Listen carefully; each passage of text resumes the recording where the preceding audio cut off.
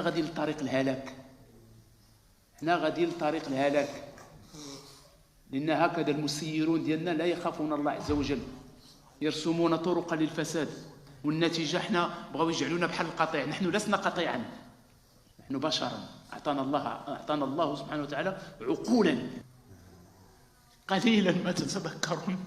نذكر لك علاش غلاء الأسعار. وما لم تحكم أئمتهم بما أنزل الله إلا ابتلاهم الله بالسنين وشدة المؤنة وجور السلطان. هما تيدقدقوا في عباد الله كيف ما بغاو. شكون اللي شكى عليكم بان حنا ناقصين في البروتين؟ المغرب يعطيه الحريره ويعطيه البصاره ويعطيه العدس عامر بالبروتين.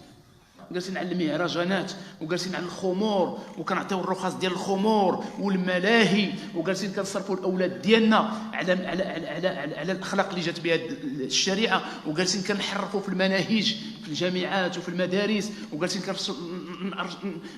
ننشروا الالوان ديال وان لوف، ونسينا باش نرجعوا الله. اما يجيب المضطر اذا دعاه ويكشف السوء ويجعلكم خلفاء الارض أإله مع الله. غلاء الاسعار عنده سبب واحد، سبب واحد. واش تقولوا نتوما الانفلاسيون اللي كتقولوا هنا ولا التضخم ولا كذا؟ هادشي راه تيضحكوا علينا، بحال يضحكوا علينا في زمن كورونا، ودابا تيضحكوا علينا بالحشرات انتقام من البشريه. بغاو المليار الذهبي. شوف اسمع حاجه وحده، اسمع مزيان. الشريفه السيلبر ماكيك خليك مع امرمز، اسمع ليا مزيان، اسمع مزيان. السبب ديال غلاء الاسعار سبب واحد باش تفهموه، سبب واحد. ما بغيتوش نتوما، لان علاش كثير من الناس تيرجعوا لهذا الشيء. الخبير الاقتصادي والمحلل الاقتصادي ومنظمه الفاو، عرفتي شنو تكون هي منظمه الفاو؟ بحال هذيك المنظمه اللي فيها هذيك المجرم الارهابي المتطرف اللي كان منظمه الصحه العالميه، ما سميت كاع السميه ديالو، توادروس ولا ما عرفت كاع سميتو، ياك معروف. هذاك كان مطلوب حتى المحكمه العدل الدوليه وخلاوه لانه داخل في اللعبه. معليش، دابا منظمه الفاو اللي كتكلم على التغذيه وكتكلم على كذا وهذه وهذه، بغاو لينا صحتنا، راه ما بغاوش لينا صحتنا. شكون اللي شكى عليكم بان حنا ناقصين في البروتين؟ المغرب يعطيه الحريره ويعطيه البصاره ويعطيه العدس عامر بالبروتين. الجبلي كيفيق في الصباح اللهم بارك، ماشي تنقولها انا، راه جبليت انا من صنهاجه. غنكمل لك ذنبو، يعني اسمح لي، كتاكل البصاره في الصباح ما يجيكش الجوع حتى ل5 العشيه. الشعب المصري الا ضرب لك الفول بالطعميه في الصباح ما غيفكرش في الماكله حتى ل5. حنا ما ناقصينش البروتين، باش يجيبوا لنا حنا البروتين في سراق الزيت. هذه مؤامره. شوف علاش غلاء الاسعار نربطوها بالشرع. يقول النبي صلى الله عليه وسلم في الحديث الذي اخرجه الامام ابن ماجه في سننه بسند المتصل الى ابن عمر، قال ابن عمر: كنت عاشر عشرة رهط عند رسول الله، فاقبل علينا بوجهه فقال: يا معشر المهاجرين، 5 اذا ابتليتم بهن واعوذ بالله ان تدركوهن. نذكر لك علاش غلاء الاسعار. وما لم تحكم ائمتهم بما انزل الله الا ابتلاهم الله بالسنين وشدة المؤنة وجور السلطان. هما تيدقدقوا في عباد الله كيف ما بغاو. بنت مراهقة، بنت بشار الأسد، كتكتب على التويتر: لا تسمحوا للمساعدات الإنسانية أن تدخل إلى مناطق المعارضة السورية ديال باك سوريا. الأرض أرض الله كما قال النبي صلى الله عليه وسلم، والعيال عيال الله. من الذي يعولنا؟ ماشي هو الله. لو أمسك الله القطر من السماء وأذن للأرض ألا تنبت حبة واحدة كل شيء يموت. وجيبوا لي هذيك السحب الاصطناعية اللي جالسين كتكذبوا علينا بها. واش عباد الله كما تيقولوا هما الدول العظمى ما يوصلوش القوم عاد، ما يوصلوش ليها. واش عباد الله جو بايدن تيخرج مؤخرا لما جات ديك الكوارث وهي انذارات من عند الله عز وجل، تيقول هذه مناطق منكوبة. اعلنوها مناطق منكوبة ولا ما؟ طيب فين القوة وفين العتاد؟ ما كاين والو الإخوة، راه هباء لا شيء امام الله عز وجل. هذا ابتلاء من الله. واش غنغوتوا على البطون ديالنا؟ فقط على البطون ديالنا، وحنا شفنا الدين ديالنا تيضيع. هذا بسبب كما قال الله عز وجل: وما اصابكم من مصيبه فبما كسبت ايديكم ويعفو عن كثير. الله سبحانه وتعالى يقول: ولو ان اهل القرى امنوا واتقوا لفتحنا عليهم بركات من السماء والارض. بركات، سماء تمطر وارض تنبت. الله الذي يرسل الرياح فتثير سحابا فيبسطه في السماء كيف يشاء ويجعله ركاما فترى الودق يخرج من خلاله فإذا أصاب به من يشاء من عباده إذا هم يستبشرون وإن كانوا من قبل أن ينزل عليهم لا زيد لمبلسين فانظر إلى آثار رحمة الله كيف يحيي الأرض بعد موتها إن ذلك لمحيي الموتى وهو على كل شيء قدير. شكون الذي يأمر السماء أن تمطر؟ من؟ الله. وسير أمن جعل الأرض قرارا قبل منها، أمن خلق السماوات والأرض وأنزل من السماء وأنزل لكم من السماء ماء فأنبتنا به حدائق ذات بهجة ما كان لكم أن تنبتوا شجرها أإله مع الله؟ زيد أإله يعبد مع الله؟ أإله مع الله؟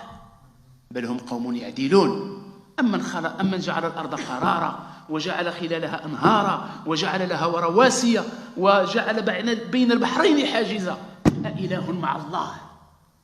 بل أكثرهم لا يعلمون. أمن يجيب المضطر إذا دعاه؟ واش رجعنا لله؟ رجعنا لله، تبنا الله، جالسين على المهرجانات وجالسين على الخمور وكنعطيو الرخص ديال الخمور والملاهي وجالسين كنصرفوا الاولاد ديالنا على على على على, على الاخلاق اللي جات بها الشريعه وجالسين كنحرفوا في المناهج في الجامعات وفي المدارس وجالسين ننشروا الالوان ديال وان لوف ونسينا باش نرجعوا الله. اما يجيب المضطر اذا دعاه ويكشف السوء ويجعلكم خلفاء الأرض أإله مع الله؟ قليلا ما تتذكرون،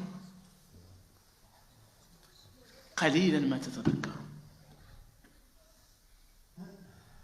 مع الأسف. هذا هو الواقع ديالنا. أما يريكم البرق خوفا وطمعا؟ شكون؟ من؟ ومن ينزل من السماء ماء فيحيي به الأرض بعد موتها أليس هو الله؟ أمن يبدأ الخلق ثم يعيده ومن يرزقكم من السماء والأرض أإله مع الله؟ قل هاتوا برهانكم إن كنتم صادقين. رجعوا الله والله تتشوفوا الخير. بقينا حنا متبعين وزير المالية وزير الطاقة وزير التوقعات وزير التوقعات الاقتصادية وخبراء الاقتصاد والمستقبل. وحشر لسليمان جنوده من الجن والإنس والطير فهم يوزعون حتى إذا أتوا على وادي النمل قالت نملة يا أيها النمل ادخلوا مساكنكم لا يحطمنكم سليمان وجنوده وهم لا يشعرون فتبسم ضاحكا من قولها وقال ربي أوزعني أن أشكر نعمتك التي أنعمت علي. النملة فين درست هذه النملة؟ فين درست هذه النملة؟ في بروكلين ولا درست في الأكسفورد ولا في الكامبريدج؟ فين درست هذه النملة اللي كتشتغل في الصيف وكتخبي وكتخزن؟ فين؟ من الذي ألهمها؟ الله سبحانه وتعالى. احنا غادي لطريق الهلاك، لأن هكذا المسيرون ديالنا لا يخافون الله عز وجل، يرسمون طرقا للفساد، والنتيجة احنا بغاو يجعلونا بحال القطيع. نحن لسنا قطيعا، نحن بشرا. أعطانا الله سبحانه وتعالى عقولا، خص الإنسان يفكر ويميز. ربي اللي يضمن لك الرزق ديالك ماشي هؤلاء. وما خلقت الجن والإنس إلا ليعبدون ما أريد منهم من رزق وما أريد أن يطعمون إن الله هو الرزاق ذو القوة المتين. اش قال لهم إبراهيم؟ إنما تعبدون من دون الله إن الذين تعبدون من دون الله لا يملكون لكم رزقا فابتغوا عند الله الرزق واعبدوه واشكروا له إليه ترجعون. والله تيفتح عليك الله سبحانه وتعالى البركات. رجع الله سبحانه وتعالى، رجعوا. بيوع ربوية إذا تبايعتم بالعينة. اسمع الشيخ يقول النبي صلى الله عليه وسلم، يقول النبي صلى الله عليه وسلم إذا تبايعتم بالعينة ورضيتم بالزرع واتبعتم أذناب البقر وتركتم الجهاد في سبيل الله سلط الله عليكم ذلا لا ينزع عنكم حتى ترجعوا إلى دينكم. وخصكم تعرفوها مزيان أن الدول ديالنا المتخلفة النائمة اللي كيسميونها الدول النامية، باش تعرفوها كل تجارب كتجرى علينا، لا في الخضر لا في الطماطم لا في عدة خضر حنا كتستهلك. ودابا حنا عاد فقنا الكرش ديالنا عامرة بالحشرات.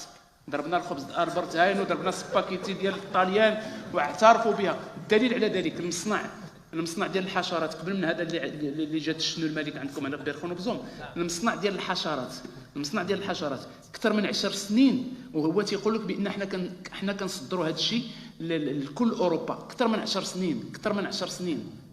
دابا تيكذبوا علينا عاد غيديروا في واحد الحكيكات ولا غيديروا في كذا وهذه وهذه. راه اللي داروا اليوم دابا زعما قال لك فربليخت شناهي، هو انهم يبداو يذكروا لنا. هو دابا عاد تدخل ودير المضادر، قلب على ديك النمره ديال 120 و 904 اللي ما فيهاش، لان هذيك غير فيها غير النحل. ايوا قلب على ديك ديال سراق الزيت، وكانت شحال كلينا من سراق الزيت وشحال وكلونا حتى في بلادنا. و80% من الدار البيضاء، السناكات ديال الدار البيضاء كانوا كيضربوا غير الدجاج ميت، الدجاجه فيها 3 كيلو كتباع ب7 ديال الدراهم. تيخافوش الله عز وجل. الناس ما كتخافش الله لان بقينا متبعين البطون ديالنا ونسينا العقول والدين ديالنا. نرجعوا الله عز وجل قادر باش يبدل الاحوال ديالنا. ان الله لا يغير ما بقوم حتى يغيروا ما بانفسهم. الله سيبدل حالنا. ملي كنصليو الاستسقاء كان النبي صلى الله عليه وسلم تيقلب القميص ديالو والعبايه ديالو. علاش تيقلبها؟ يا ربي حنا جيناك بواحد الحال ودابا راه بدلناه بهذه الصلاه. حنا كنخرجوا من صلاه الاستسقاء كيف ما دخلنا قبل كيف ما خرجنا من بعد. كندخلوا لصلاه الجمعه الا من رحم الله عز وجل، كندخلوا المخير فينا كياخذ واحد الشحنه على 10%. تيقول لك بطاري باينه ليخ وكتدت صافي عندك الشحنه غير حتى الجمعه في العشيه.